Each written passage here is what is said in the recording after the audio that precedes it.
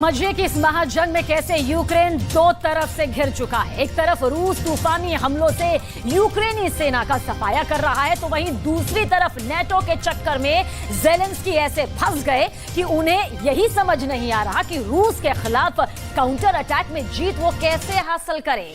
इधर रूस की सेना दावा कर रही है कि महज 11 दिन में यूक्रेन का काउंटर अटैक धूल चाट गया और उसके सैनिक रेंग रेंग कर मर रहे हैं।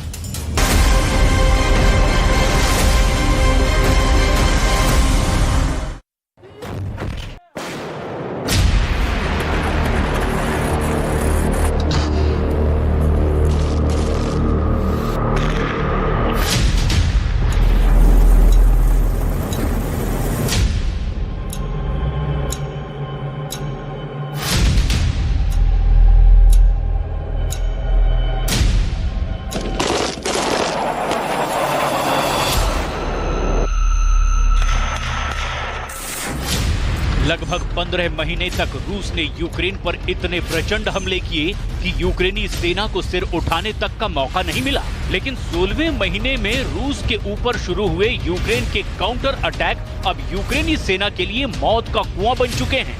आखिर ऐसी क्या वजह रही कि 4 जून से शुरू हुआ यूक्रेन का काउंटर अटैक महज 11 दिन में ही दम तोड़ने लगा है।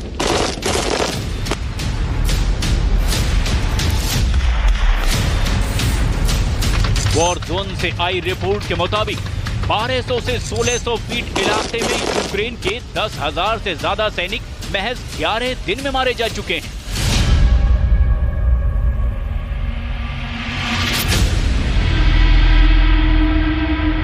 (1600 फीट में मरे 10,000 सैनिक। 13 लाख करोड़ के हथियारों के साथ युद्ध कर रहा यूक्रेन रूस को अब तक क्यों नहीं डरा पा रहा है? क्या ज़ेलेंस्की के जीत के दावे महज प्रोपेगेंडा हैं? आखिर ऐसी क्या वजह है कि रूस के खिलाफ यूक्रेन का जो काउंटर अटैक 5 तरफ से हो रहा था वो महज 3 तरफ से हो रहा है? आखिर यूक्रेन काउंटर अटैक बढ़ाने की बजाय कम करने के लिए मजबूर क्यों हुआ है? रेंग रेंग कर मर रहा है यूक्रेन। शायद सेकेंड वर्ल्ड वॉर के बाद ये ऐसा पहला युद्ध है जहां एक देश 81 देशों से जंग लड़ रहा है।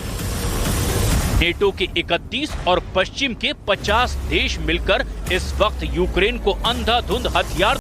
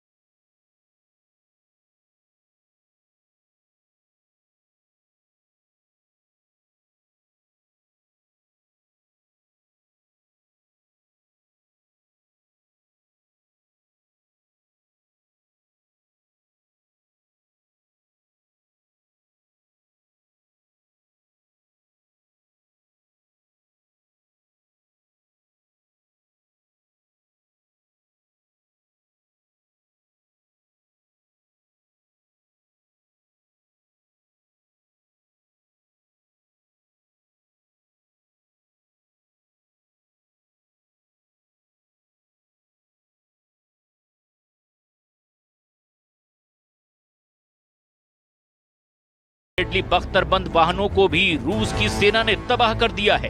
राष्ट्रपति पुतिन ने डंके की चोट पर कहा है कि जंग के मैदान में जलते हुए लेपर्ड टैंक और ब्रैडली बख्तरबंद को देखना वाकई शानदार नजारा है। दिल खुश हो गया।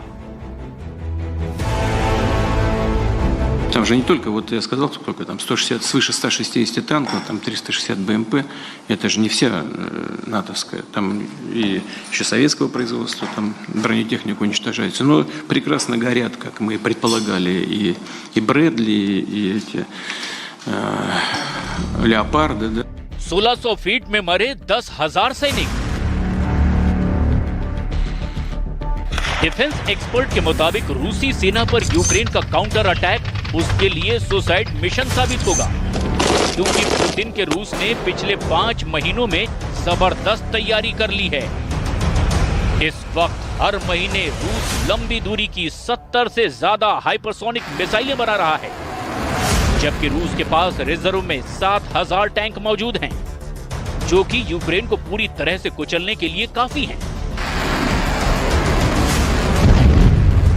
इसके अलावा सुखोई और मिग सीरीज के 700 से ज्यादा फाइटर जेट और बॉम्बर यूक्रेन के शहरों के चीथड़े उड़ा रहे हैं। ऐसे हालात में यूक्रेन का काउंटर अटैक वॉर एक्सपर्ट की समझ से बाहर है, जबकि ज़ेलेंस्की का मानना है कि अगर अभी रूस की सेना पर काउंटर अटैक नहीं किया तो रूस कुछ हफ्तों में ही राजधानी कीव पर भी कब्जा कर लेगा।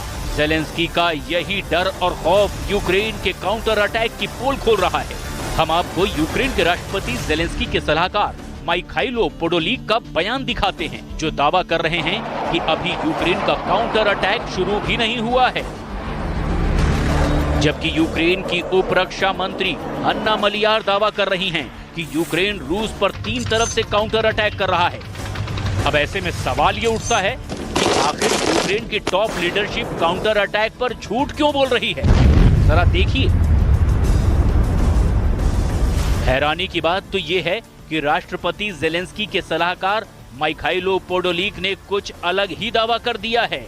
माइखाइलो पोडोलिक का साफ कहना है, हमने अभी तक जवाबी कार्रवाई शुरू नहीं की है और रूस पहले ही कह रहा है यूक्रेन पहले ही जीत चुका है। यूक्रेन ने पहले ही जवाबी हमले को रद्द कर दिया है। अब आप यूक्रेन की रक्षा मंत्री हन्ना मलिहार के दावे को भी देख लीजिए, जो कह रही हैं कि यूक्रेन ने पिछले हफ्ते रूस के कब्जे वाले क्षेत्र पर फिर से कब्जा करने की कोशिश शुरू की थी। हन्ना मलिहार ने दावा किया है कि यूक्रेन की सेना कम से कम 3 दिशाओं में आगे बढ़ रही है। यूक्रेन की सेना ने डोनेस्क और ज़ापोरिज़िया ओब्लास्ट और एक और इलाके में रूस की सेना को पीछे धकेला है। यहाँ पर सोचने वाली बात यह है कि यूक्रेन के राष्ट्रपति ज़ेलेंस्की के सलाहकार माइखाइलो पोडोलिक काउंटर अटैक नहीं करने का दावा कर रहे हैं, जबकि यूक्रेन की उप रक्षा मंत्री 3 तरफ से काउंटर अटैक करने की बात कर रही हैं। कुछ डिफेंस एक्सपर्ट्स का यहां तक दावा है कि यूक्रेन जंग को तब तक नहीं रोकना चाहता जब तक कि यूक्रेन को नेटो में शामिल नहीं कर लिया जाता। अगर यूक्रेन अभी रूस से शांति समझौता करता है या फिर सरेंडर करता है तो फिर नेटो के लिए ये बड़ा मुश्किल होगा कि हारे हुए, पिटे हुए और हाँफते हुए यूक्रेन को नेटो का मेंबर बनाया जाए। और यही वजह है कि युद्ध बेहद लंबा चलेगा। अमेरिका के रक्षा सचिव लॉयड ऑस्टिन ने साफ कहा है कि युद्ध मैराथन की रेस की तरह लंबा चलेगा।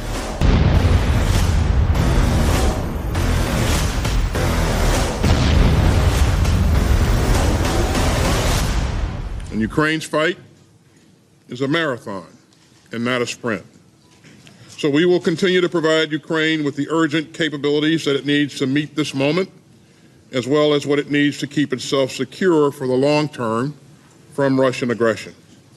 And make no mistake, we will stand with Ukraine for the long haul. आप इसी से अंदाजा लगा सकते हैं कि अमेरिका, फ्रांस, ब्रिटेन, जर्मनी जैसे 31 नेटो देशों से ट्रेनिंग लेकर आए जो यूक्रेनी सैनिक इस वक्त रूस के खिलाफ काउंटर अटैक कर रहे हैं, वो बेहद धीमी रफ्तार से आगे बढ़ रहे हैं ताकि कम से कम यूक्रेनी सैनिक मारे जाएं। यूक्रेन की सेना अभी तक रूस की फर्स्ट डिफेंस लाइन को भी नहीं छू पाई है। जरा देखिए यूक्रेन की उप रक्षा मंत्री हन्ना मलिहार के दावों से कैसे यूक्रेन के सैनिकों के हमलों की पोल खुल रही है। 4 जून से अब तक यूक्रेन के काउंटर अटैक में महज 10,000 सैनिकों की मौत का दावा रूस कर रहा है, वहीं दूसरी तरफ यूक्रेन की उप रक्षा मंत्री हन्ना मलिहार के दावों से भी पता चला है कि यूक्रेन का काउंटर अटैक बेहद धीमी रफ्तार से चल रहा है। हन्ना मलिहार के मुताबिक बखमुत मोर्चे पर यूक्रेन की सेना 11 दिन में 650 से लेकर 1600 फीट इलाके पर ही कब्जा कर पाई है। वहीं जापोरिजिया दिशा में तो कुछ हिस्सों में 980 और 1150 फीट के बीच यूक्रेनी सेना जमीन पर कब्जा कर पाई है। यानी अधिकतम 1600 फीट इलाके पर यूक्रेनी सेना रेंग रेंग कर मर रही है। Сегодня ночью воздушно-космические силы России нанесли удар высокоточным оружием большой дальности воздушного базирования по местам производства ударных беспилотных летательных аппаратов. Все назначенные объекты поражены. Цель удара достигнута. В течение суток вооруженные силы Украины продолжили попытки наступательных действий на Южнодонецком, Запорожском и Донецком направлениях. ज़ेलेंस्की इस बात से भी बेहद परेशान हैं कि यूक्रेन को नेटो का मेंबर बनाने में कुछ नेटो देश जानबूझकर देरी करवा रहे हैं। ज़ेलेंस्की ने साफ कह दिया है कि अगर जुलाई 2023 तक यूक्रेन को नेटो में शामिल नहीं किया गया तो फिर यूक्रेन की हार और बदहाली के लिए नेटो के 31 और पश्चिम के 50 देशों को मिलाकर कुल 81 देश जिम्मेदार होंगे। इसीलिए ज़ेलेंस्की रूस पर काउंटर अटैक कर रहे हैं ताकि नेटो पर दबाव बनाया जा सके।